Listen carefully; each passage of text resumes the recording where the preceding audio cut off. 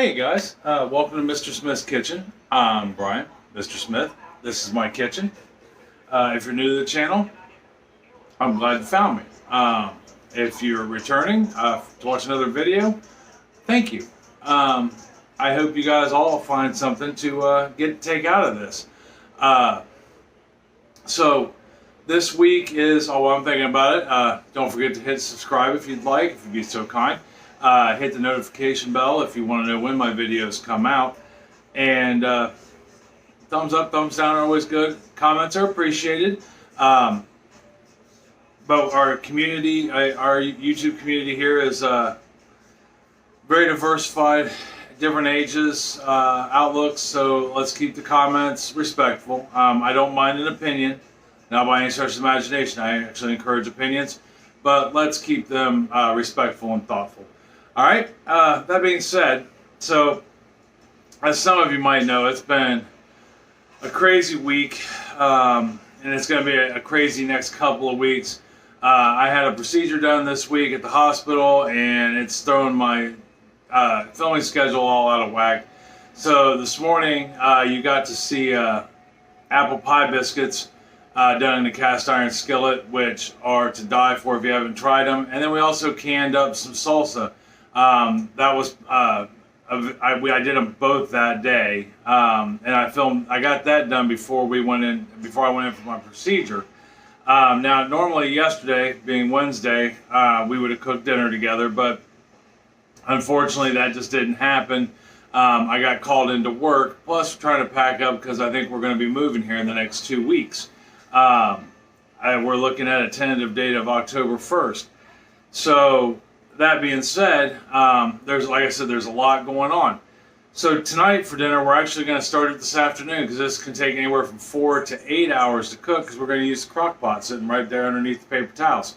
That is a Wonder Woman crock pot in case anybody's curious. I got that for Chris for, I think maybe her birthday a few years back. I know before you even say anything, Chris likes getting stuff like that for birthdays and holidays. So it's not a big deal. Plus, it's something I can utilize because I do a fair amount of cooking also. But we're going to do a crock pot meal. And we're going to do a beef and broccoli crock pot meal. And when it's done, we'll put it over some rice and give it a shot. I got this recipe off of a YouTuber. He's got a channel called Smoking and Grilling. Or Smoking and Grilling? Smoking and Cooking? Smoking and Grilling. And, or Smoking and Cooking. I'm sorry.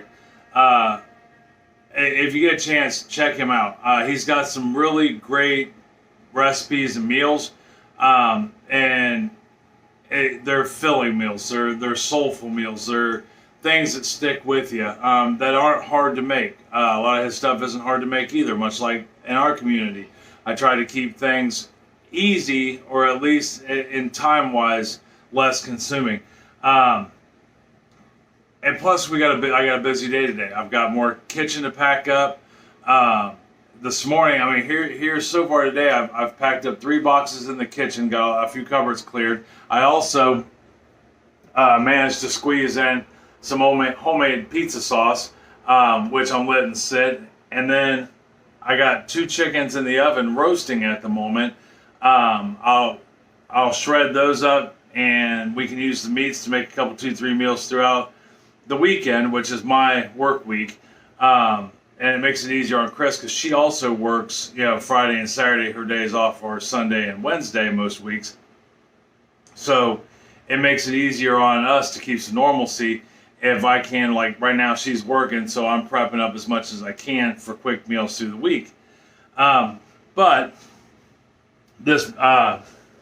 And then after I scrape the meat off of those, I'll take the bones, add it to the vegetables that are in the roasting pot also, and I'll make my chicken broth that we're almost out of. I think we're down to our last can or 2. And then we'll take the vegetables after we've gotten everything out of that, and we'll put the vegetables in the garden, and we'll discard the chicken carcass.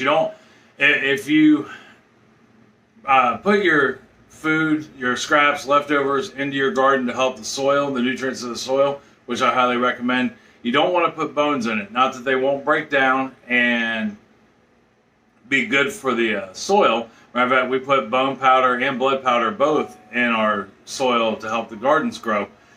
But you run the risk of having critters come and try to dig up the bones, which in the long run can ruin your garden. So, that being said, let's look at a list of ingredients. What do you say? All right? Hold on for me 1 second. Let me get the camera down here. It's on a shaky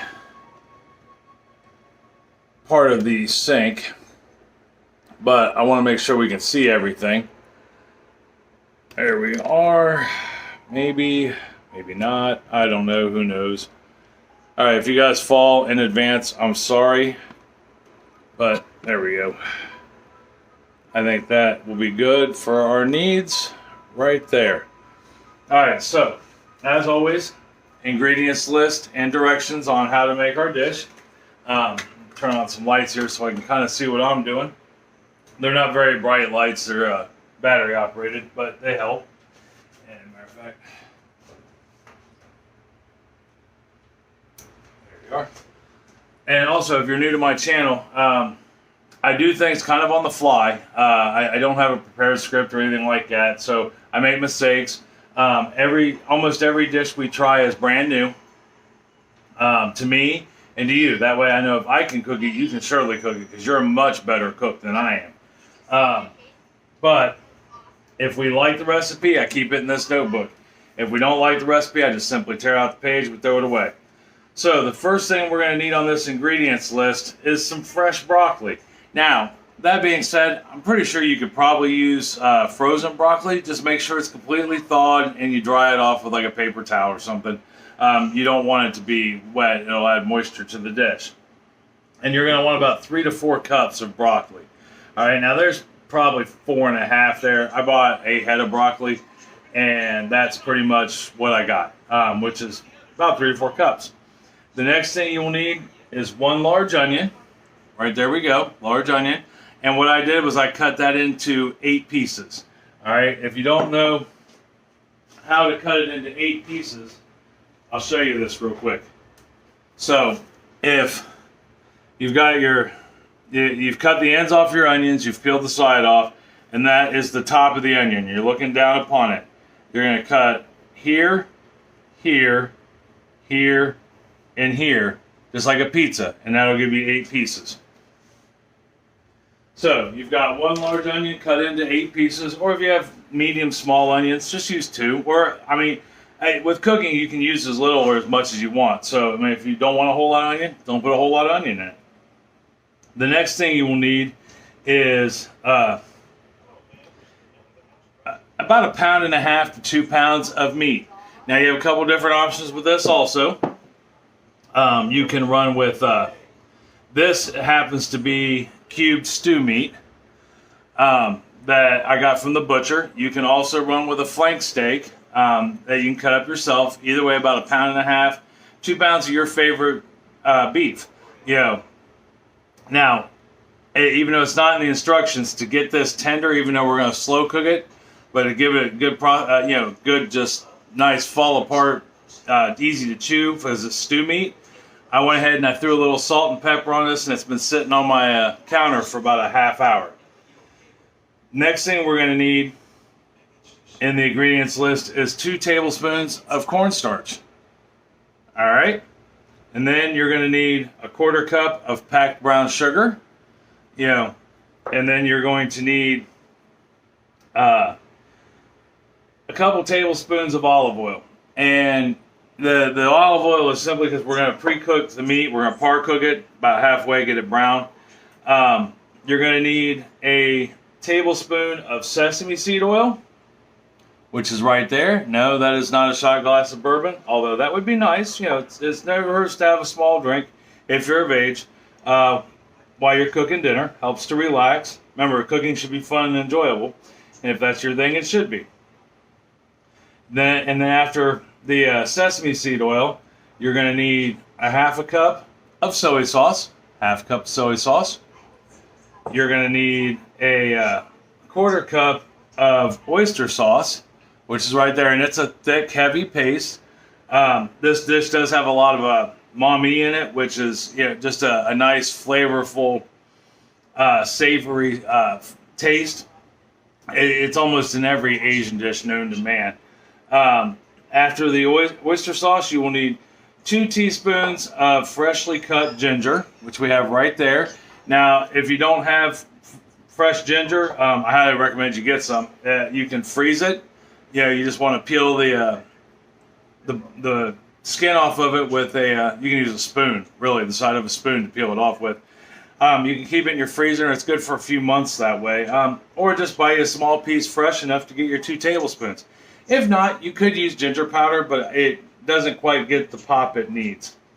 You will need 3/4 cup of beef broth, right there.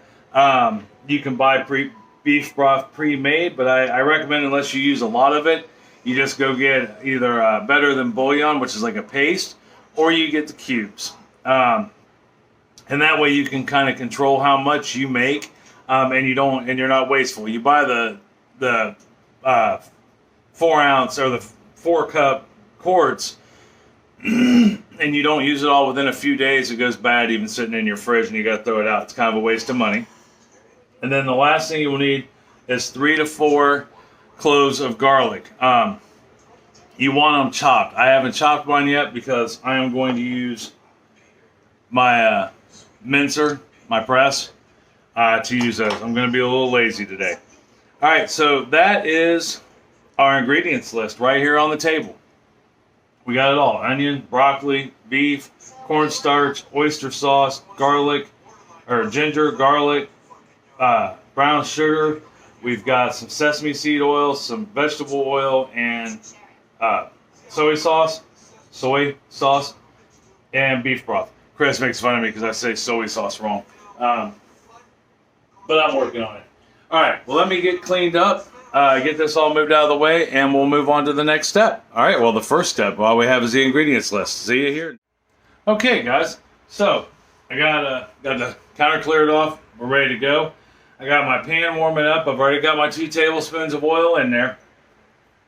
So the next thing we're going to do is we're just going to put our meat in here, and we're just going to brown it. We don't have to cook it all the way through because it's going to go in the crock pot and cook for, like I said, 4 to 8 hours, depending on, what kind of time you have. 4 hours on high, 8 hours on low in our crock pot. But we'll get to that stuff here after a little bit. So we're going to go ahead and just brown this up real quick. And then once we get this browned up, I will bring you back and we'll start loading stuff into the crock pot. All right? So we got our beef browned, but it's not cooked all the way, and you don't want to do anything with the juices. We're just going to let that sit there. But what we're going to do next is we're going to move this out of the way. We're going to set this all aside, and we're going to start working on the stuff that's going in the crock pot. So let me get that out of the way. And we're going to put this out of the way as soon as I find a home for it. Oh, that'll work. All right, so now we need our crock pot.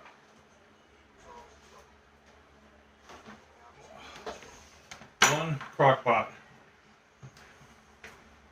Someday we'll get a new crock pot, but until that day happens, here's our crock pot.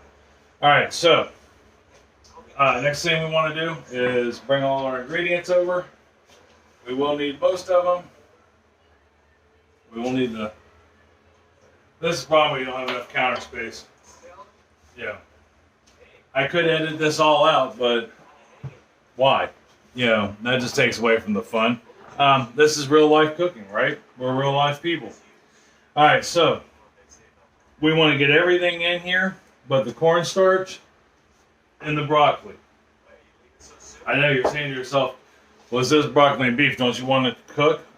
Well, the cornstarch is going to be to thicken up everything at the end. And the broccoli you don't want to put in too soon, or it will turn to mush. Cooking broccoli for 4 hours in a sauce doesn't fare well with it. So we're going to go ahead and get our soy sauce in there. We're going to put our sesame oil in there. Our beef broth.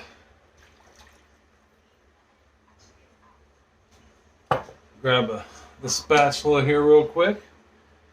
Get our oyster sauce in there. Now, it has come to my understanding that if you don't have oyster sauce, you can't find oyster sauce in your local grocery store, although most grocery stores carry it. You just got to kind of look for it. You can use fish oil. They're very similar. I mean, a little different flavor, but it'll still work. Got our oyster sauce in there. We're going to put our brown sugar in there. Our minced ginger.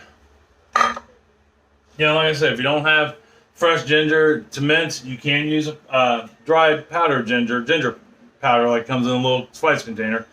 But if you can, use fresh ginger. It really says a lot. And then we're gonna give this a good mix up here right quick. So that way it's good to go. And then we will there, that. And then we will crush our ginger or our garlic real quick. We'll go ahead and get it pressed.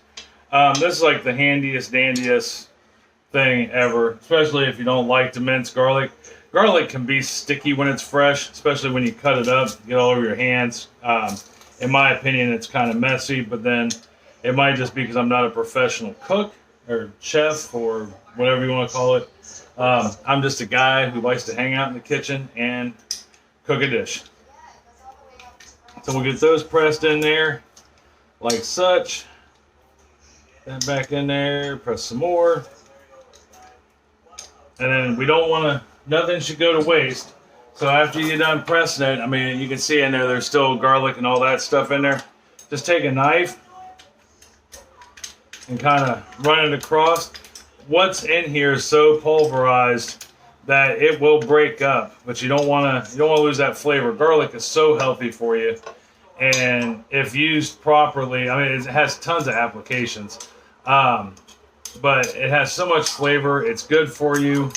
I wouldn't recommend eating it raw. I mean, you can. I mean, it won't hurt you, but it is kind of spicy raw.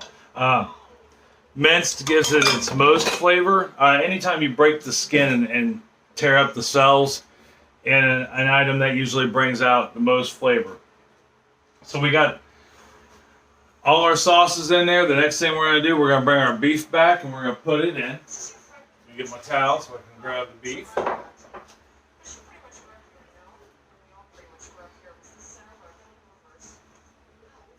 right, there we are. We're gonna put our beef in, and you want to get those juices in there too. Don't be afraid to put those juices in there. It'll help with that beef flavor.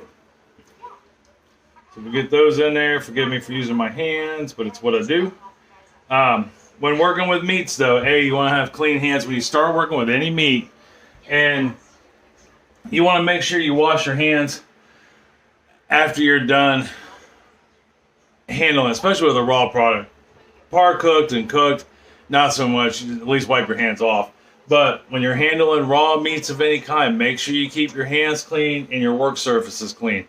If not, you could potentially spread bacteria everywhere.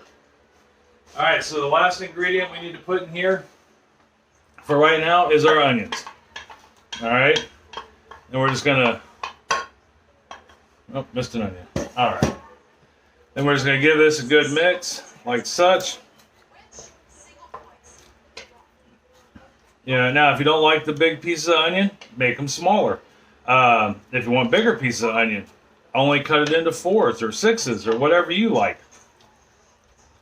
Alright, so all that's left to do, besides clean up the mess we made, is put the lid on this, plug it in, and leave it alone for about 4 hours. I am going to plug it in over here on top of the oven. I'm getting ready to bake a cake after we do this. Cakes are fun. Alright, let me get this plugged in real quick and then we'll, first I'll tear up the countertop over here, then I'll plug it in. And then we'll talk about this for a minute. Plugged in, low.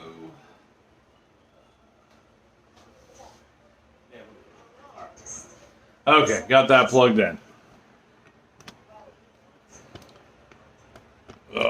Turn the camera. There we are. There you are. Yay. I love to see your smiling face.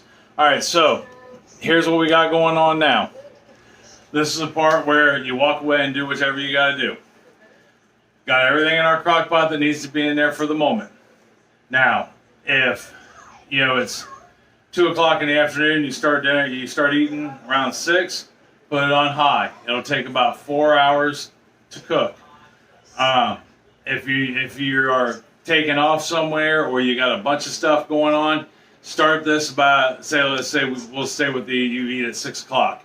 You want to start this about 10 in the morning and put it on low, and it takes about 8 hours. Of course, a lot of that will depend on your crock pot, but 4 hours on high, 6 hours or 8 hours on low, and check it every once in a while. But for the most part, we're just going to leave the lid on it and just let it go. And we're going to let it do its thing. Everything in there is going to blend, and mingle, get to know each other, and just provide a ton of flavor. And then about 10 minutes before this is done, 5-10 minutes before it's done, we'll come back, we'll meet back up, and we will make the cornstarch slurry, which is just 2 tablespoons of water, 2-3 tablespoons of water, cold. We'll mix the cornstarch in it, and then we'll put our broccoli in there and let it cook for about an additional 30 minutes. So, I will see you here in just one brief second. When I come back, we'll finish up this dish. All right, talk to you in a second. All right, so we let this beef mix go for about 4.5 hours on high. So let me bring you down here and we'll show you what's next on the hit list here. All right, I think that'll work right there. So the next thing we got to do is make our cornstarch slurry and pour in our broccoli. So let me grab a fork here real quick, and I just got a couple tablespoons of water right here, and I'm going to pour it into my cornstarch. All right, 2 tablespoons of cornstarch, a couple tablespoons of cold water. What that does is it activates the cornstarch. Wakes it up, says it's time to get up and do your job. And it'll feel alive. It's kind of like if you jumped in the shower and it was straight cold water. Wakes you up quick. So we got that mixed up right there. And it just looks like milk. Although it's a lot more potent than milk. Set the fork down there, and we're just going to pop our lid off for the first time in 4 hours. And give it a good stir real quick. Here, let me bring you in and see if you can see this. Hopefully I can get you right back to where you were. But right there is where we're at so far. And it's just nice and tender, and the onions are cooking, and I tell you, I wish you were here to smell this because it smells amazing. All right, so now we're going to take our slurry and we're going to pour it in there. And we'll get the rest of that little bit of cornstarch out of there. Cornstarch, as good as it is, can be the devil sometimes. All right, got it all out. Ready to rock and roll. And we want to give that a good mix. And what that's going to do is it's going to start thickening that up and turn it into, almost a nice gravy. And meanwhile, I mean, this beef, let me tell you, is just so tender. It's about falling apart in the crock pot. Which is what we want. We want it tender enough, not so tender that it's shredding itself, which it's not, but just tender enough that I know if I hit that with my teeth, it's just going to fall apart. Easy to chew. All right, so now we're going to put our broccoli in there. Now that we got that cornstarch mixed in. And like I said earlier, I mean, you take away and put as much as you want into this. If you want less broccoli, less broccoli. Less beef or less onion or bigger onions or smaller onions or more onions. You do it to suit you. This is just your base recipe. All right. There is that. Now, all we have left to do And you don't even really have to mix this. You could just, from what the instructions said, you have the option of just leaving this broccoli on top and letting it steam in the slow cooker. But I want it mixed in there. You know, I want it to be amazing. So, we got that done. We got the broccoli put in. We got the cornstarch put in. The only thing we got left to do is put the lid back on it. I'm going to turn this down to low, and I'm going to let it cook for about another half hour. What we're looking to do here is just cook the broccoli, make it soft and tender. So I'm going to let this go about another half hour or so until it's soft and tender, until the broccoli's soft and tender. Then we come back, we'll throw it over a little bit of rice and see how it turned out. All right, see you in a sec. We let it cook an additional 30 minutes, and now time to take the lid off, put that in the sink, pull this pot out. Now, don't try that at home. The crock itself is still rather warm. I'm just, by working in a restaurant, used to rather hot stuff, and it is still nice and toasty. I literally just turned the crock pot off. So, let me get a good stir here, and I'll show you what we got. Now, it's funny, is I can already tell you one thing I would do a little different is I personally would add more broccoli to it. I don't think 3 to 4 cups is enough, because it sat in this bowl right here and was very full. Yeah, when it was done cooking, there's where we are. See how it cooked down a little bit and became nice and tender? Vegetables will do that. As they cook, they shrink. But all in all, I think it looks delicious. So if it tastes half as good as it looks, we'll be in business. As I said one other time, it smells great, it looks great. We're 2/3 of the way there. So let me go ahead and get some rice to put in the bottom of my bowl here.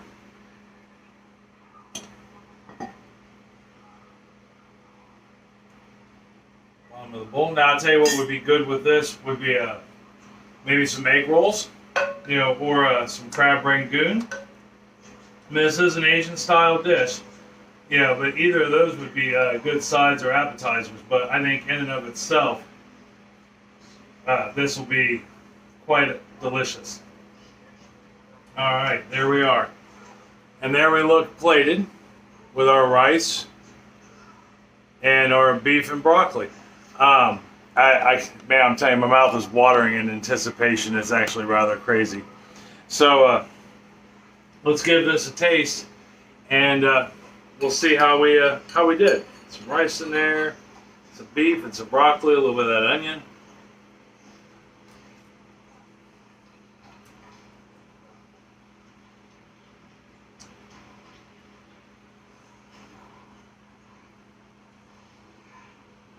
That is definitely a keeper. It has got such a savory, rich taste. And the brown sugar, even though you can't really taste it, I know just from cooking that it really balances all those flavors out. Because and the meat is so tender. I mean, so tender. It just so easy to chew. A lot of times you'll get stew meat and you make a stew and the meat is just kind of chewy. This, where I let it sit for about a half hour in that salt and pepper mix before we cooked it, I think did the job. This is definitely a keeper. I hope you try this recipe. It's quick, it's easy. Well, I don't know about quick. It's quick to make. Does take all afternoon to cook. So this would be like a great Saturday dish. You know, fire it up about 10 o'clock in the morning, put it on low, let it cook for 8-9 hours because it's not going anywhere. You know, and it'll be ready by dinner time. That way you got your whole day to get stuff done. I got so much done today while that was cooking. It was unbelievable. And now we have a nice meal to have with the family. So we'll probably, you know, as I said, I would side this with maybe a nice Asian style salad or some egg rolls, maybe a little crab rangoon if that's your thing. But I recommend this. I highly recommend it. So easy. So give it a try. Tell me what you think. Leave me a comment about it down below, or just leave me a comment down below. I love comments. I love to respond. It's like you guys telling me you love me as much as I love you. So if you liked it, let me know. If you didn't like it, thought it was horrible, let me know. But I do believe you will like this. I promise. Quick, easy, no fuss meal.